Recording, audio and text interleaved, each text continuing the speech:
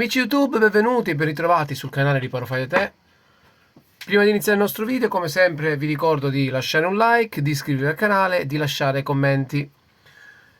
Oggi sul banco abbiamo un modem router 4G LTE a marchio D-Link, eccolo qui, modello del router D-Link G403. Il router in questione non si accende.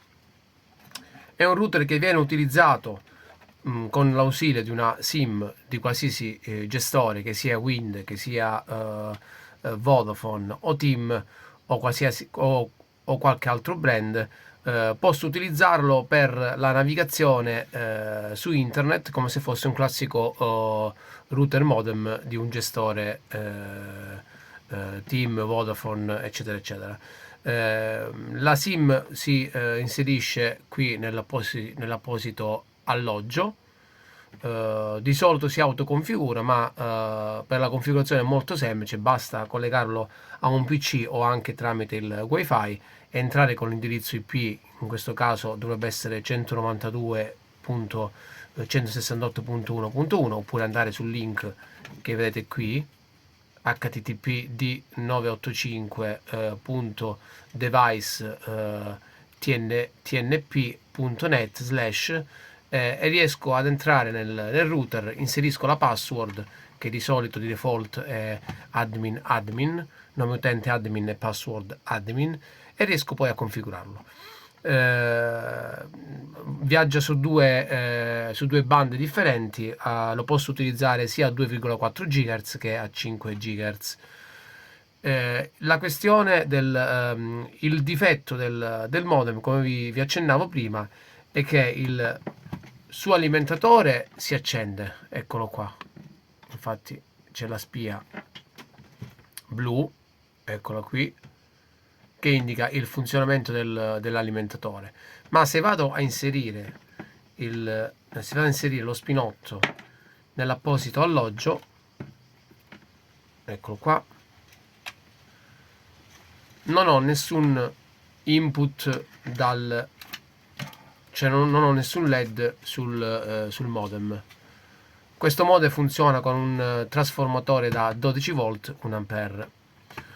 Il proprietario mi dice che dopo uno sbalzo di tensione provocato da un forte temporale, il modem ha smesso di funzionare.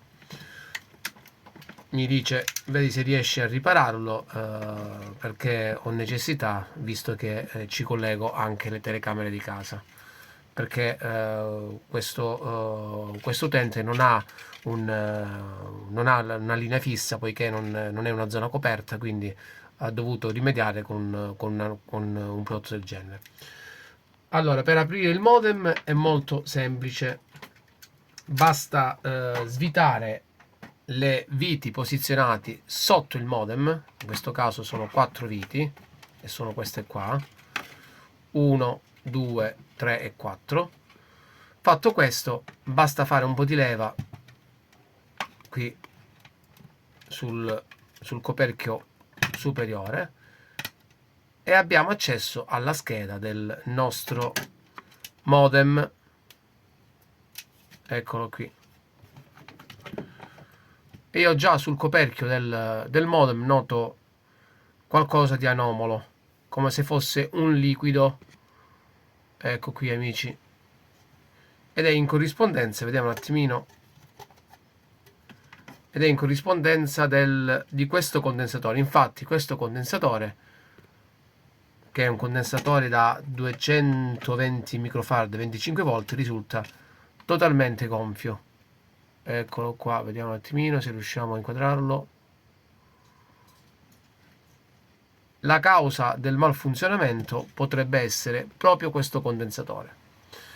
Quindi cosa facciamo? Andiamo in primis a togliere il condensatore e a rimpiazzarlo con uno dello stesso valore o di valore superiore. Vediamo un attimino se riesco a toglierlo senza levare la scheda, quindi io vorrei magari fare un po' di leva piano piano con una pinza e togliere direttamente il condensatore per risparmiare tempo.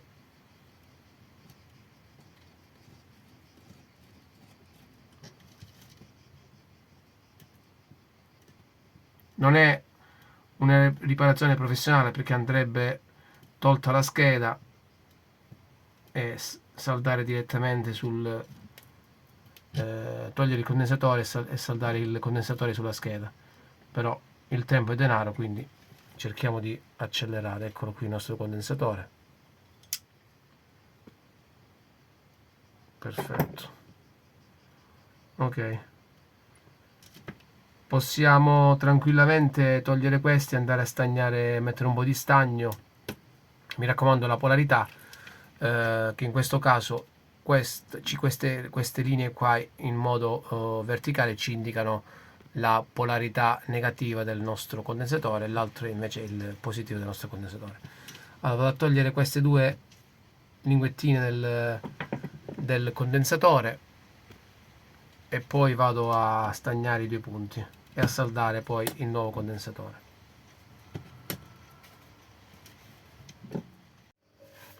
Allora, ho montato il nuovo condensatore, che è questo qui, e facendo delle misure per verificare che il condensatore non aveva i pin in corto, ho notato che abbiamo un corto che si propaga da questa zona qui fino ad arrivare qua. Togliendo questa etichetta qui in alluminio, ho notato che ci sono due chip bruciati. Uno è questo qui che si trova vicino al condensatore da 220 microfarad 25 volt, e un altro si trova qui sotto. Se io vado a misurare la linea mettendo un puntale a massa, quindi utilizziamo la massa del condensatore, tutti i condensatori SMD che si trovano su questa linea qua sono in corto. Infatti i due chip, questo e questo qui, risultano bruciati, quindi lo sbalzo di tensione ha bruciato sia questo chip che questo qui. Infatti anche qui abbiamo un corto netto su questa linea qua. Quindi adesso andrò un attimo a mettere la scheda sotto il microscopio e a controllare le sigle dei chip, anche se già vedendoli così anche con la lente di ingrandimento non riesco a notare, perché i chip sono esplosi centralmente. Quindi dovrei verificare un attimino che chip portano, che poi alla fine dovrebbero essere dei regolatori di tensione questi qua, questi C.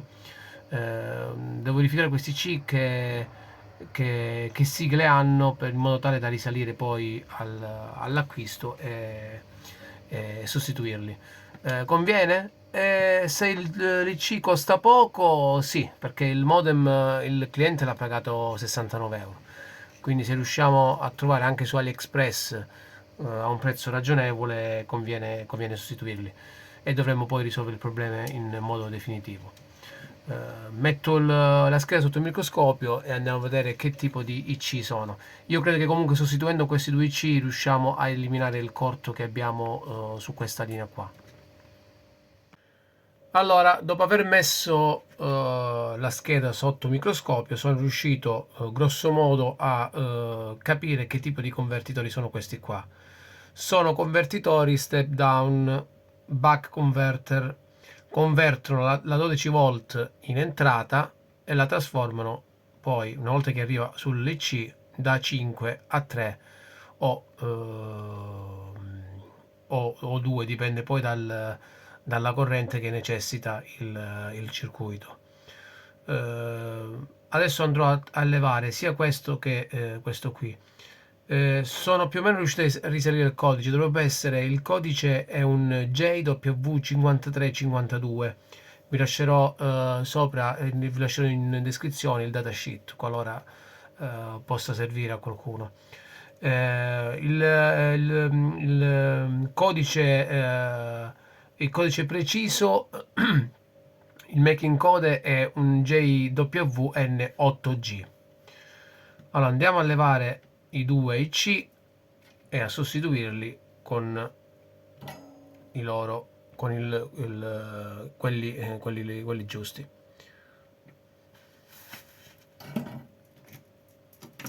E vediamo se riusciamo a venirne a capo.